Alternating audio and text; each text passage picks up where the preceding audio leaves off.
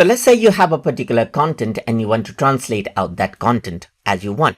So in that case, you can simply go ahead and copy this and then go ahead and paste this out and say something like translate this into Japanese right here, just like this.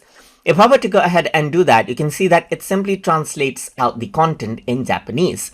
But what you can also do is say translate it into Romanized Japanese so that even those who don't know the Japanese letters can read it out. Especially if you are just learning Japanese, this will be quite useful as well.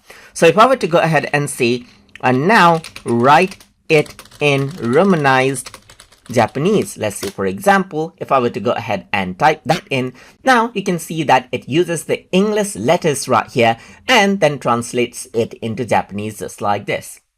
And this is how you can go ahead and utilize the translation of contents using Qwen as you like in any language that you want, and even in Romanized version just like this, as you can see. So I hope you guys learned something as always. And as always, please like, comment, share, and subscribe.